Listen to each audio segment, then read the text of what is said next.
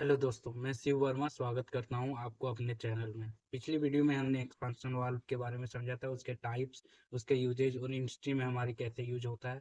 Expansion valve कैसे pressure और temperature को फ्लो करता है, साथ ही वो फ्लो को कंट्रोल भी करता है। आज हम इवापोरेटर के बारे में पढ़ेंगे। इवापोरेटर को समझने से पहले आपको इवापोरेशन प्रोसेस के बारे में समझना होगा।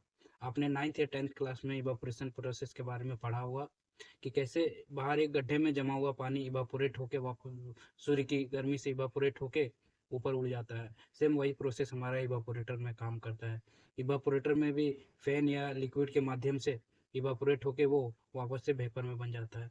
इवापोरेटर हमारा कंडेंसर का जस्ट उल्टा होता है। कंडेंसर में जैसे वेपर को लिक्विड में चेंज किया जाता था, इवापोरेटर लिक्विड को वापस से वेपर में चेंज करता है। कंडेंसर की बनावट और इवापोरेटर की बनावट सेम होती है। जैसे उसमें सेल और ट्यूब होते थे, इवापोरेटर में भी हमारा सेल और ट्यूब होते हैं। कंडेंसर में जैसे सेल में रेफ्रिजरेंट होता था और ट्यूब में पानी होता था, इवापोरेटर में हमारा सेल में पानी होता है और ट्यूब में रेफ्रिजरेंट होता है। जस्ट उसका अपोजिट होता है। तो आइए अब हम इवापोरेटर को समझेंगे कि ये क्या होता है और कैसे काम करता है। इवापोरेटर इवापोरेटर को हम लोग कूलिंग कॉइल या चिलर के नाम से भी जानते हैं। Evaporator. The basic function of an evaporator is the refrigerator system is to remove the heat from the water, air and the other substance present in the refrigerator. Evaporator का basic function होता है कि वो water, air या फिर कोई other substance हो, उससे हीट को रिमूव करना होता है। उसका फंक्शन यही होता है। The evaporator of refrigerator system act as a heat exchanger.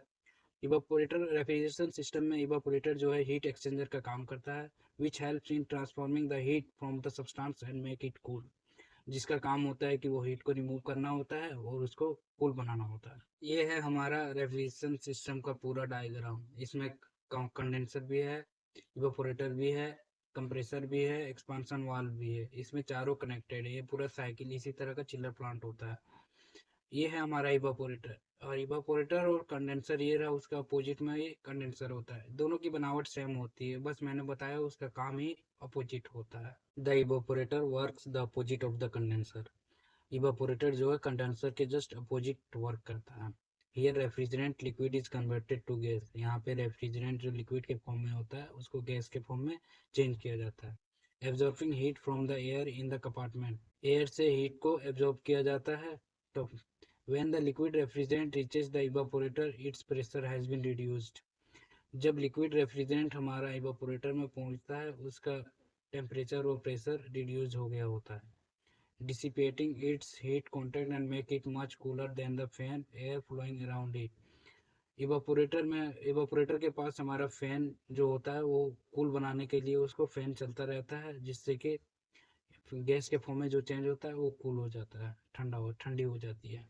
Evaporator in split window ductable BRB या फिर बीआरएफ। इवापोरेटर जो है BRB BRF ductable AC split AC में इस तरह का इवापोरेटर हमारा ट्यूब कॉपर ट्यूब के द्वारा बना होता है। ये जो बाहर ब्लैक ब्लैक दिख रहा है आपको, ये फिन्स होते हैं, इससे एयर पास होता है जो इवापोरेटर में फ्लो हो रहे वेपर को कूल बनाता है, ठंडी करता है, गैस को ठंडी करने का काम करता है ये फिन्स। Thank you. आइए अब हम इवापोरेटर के टाइप्स के बारे में पढ़ते हैं। इवापोरेटर मेन 4 प्रकार के इंडस्ट्री में हमारे ज़्यादातर यूज होते हैं। पहला बेयर ट्यूब इवापोरेटर, दूसरा प्लेट सरफेस इवापोरेटर, तीसरा फ्यूम ट्यूब इवापोरेटर और चौथा सेल एंड ट्यूब इवापोरेटर। ये जो 4 हैं मेनली हमारी इंडस्ट्री में ज़्यादातर यूज होते हैं। पहला bare tube evaporator. Bare tube evaporator का use household refrigerator, freezers, इन सब में इसका यूज होता है। बेयर ट्यूब इवापोरेटर का मेन हमारा दो एडवांटेज है। पहला, इजी टू क्लीन या सफाई करने में आसानी होती है। दूसरा, इजी टू डिफोस्ट, डिफोस्ट करने में भी आसानी होता है। डिफोस्ट का मतलब यह होता है कि फ्रिज एक समय के बाद फ्रिज में एक बर्फ की एक मोटी परत जमा होने लगती है, जिससे सामान को अंदर रखना बाहर निकालना ये सब दिक्कत होने लगती है। साथ में इलेक्ट्रिसिटी का खर्चा ज़्यादा होने लगता है और टाइम टू टाइम डिफॉल्ट करना इसलिए उसका ज़रूरी होता है। it मीन्स कि उसका सर्विस करना ज़रूरी होता है, इससे फ्रिज की लाइफ बढ़ जाती है। दूसरा, plate surface evaporator. Plate surface evaporator का यूज हमारा refrigerator, fridge, cooler, ice cream cabinet, इन सब में प्लेट सरफेस इवापोरेटर का यूज होता है। तीसरा, fin tube evaporator. Fin tube evaporator जो split window ductable BRB BRF में इन सब में यूज होता है। मैंने बताया कि उनमें फिन्स लगे होते हैं जो एयर को पास होने देता है, जिससे कि हमारा वेपर कूल कूल करने में उसकी सहायता होती है। चौथा, shell and tube evaporator. Shell and tube evaporator का यूज सेंट्रल एसी, बड़े बड़े चिलर प्लांट, डीएक्स प्लांट, इन सब में सेल एंड ट्यूब इवेपोरेटर का